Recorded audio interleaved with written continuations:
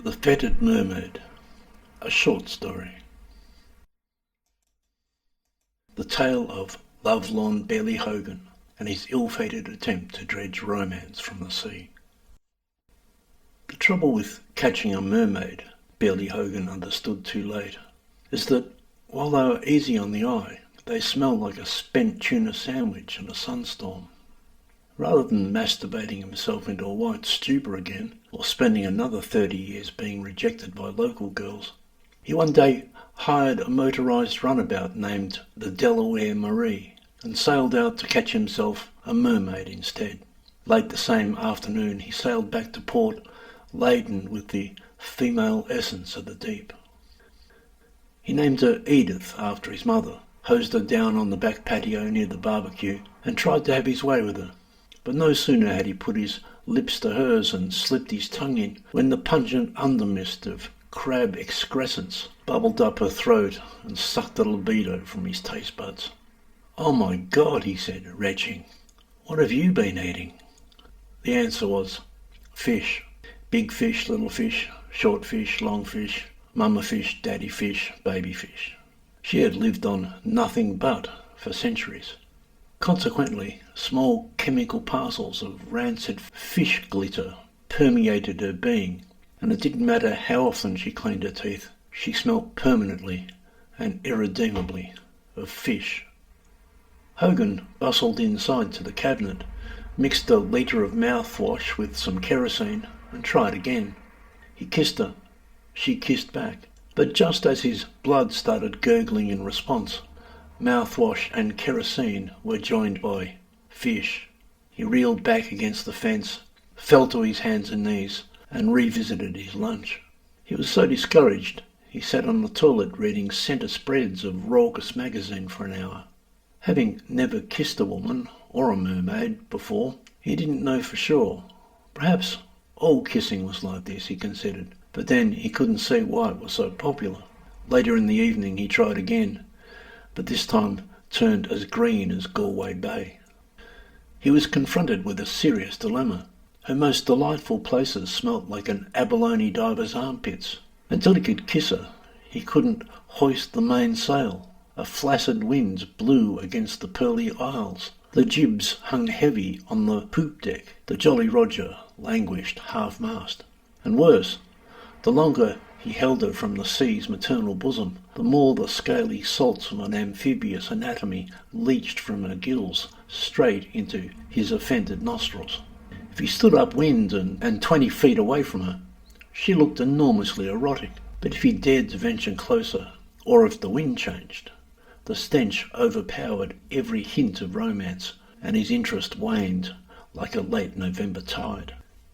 He tried soaking her in a bath of antiseptic for an hour, but the smell persisted long into the night. The next day he took her to the car wash, calculating detergents. Nothing helped.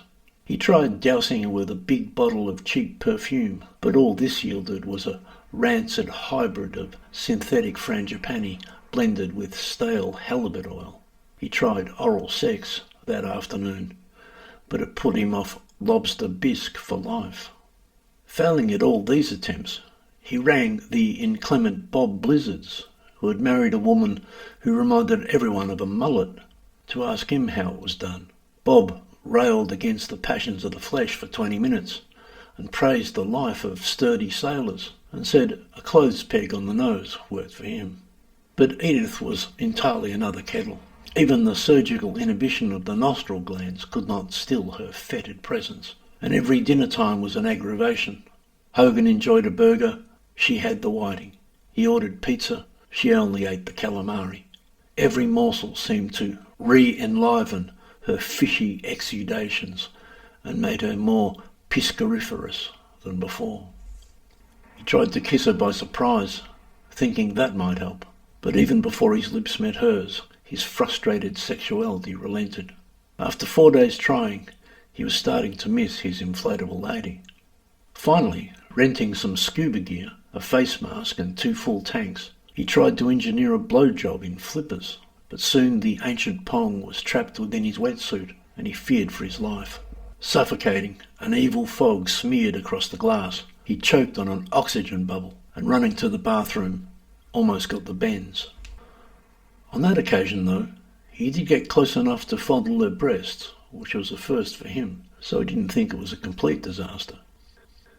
The next day, giving it one last try, he took a deep breath and put his wedding tackle in her hand, but her touch was cold and clammy, and the misadventure shriveled up to nothing long before his face turned blue.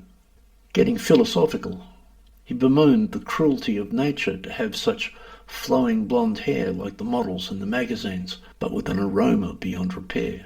What leviathanic demiurge beset the sea with ugly contrasts? What flaw in the great design both entices and repels? What half-witted creator combines such alluring beauty with the bouquet of a prawn's backside? Defeated, and admitting to his folly, he winched her into a rowboat, and in the morning returned her to her watery abode. Gallantly, he told her he didn't regard it as her fault. "It's not you," he told her, "it's me." But he could see that it just wasn't going to work between them. Some of his friends said they thought he lacked commitment, but the counsellor at Community Health told him that all relationships can be snagged upon the rocks, and when unbalanced the yin and the yang can create a stinking froth.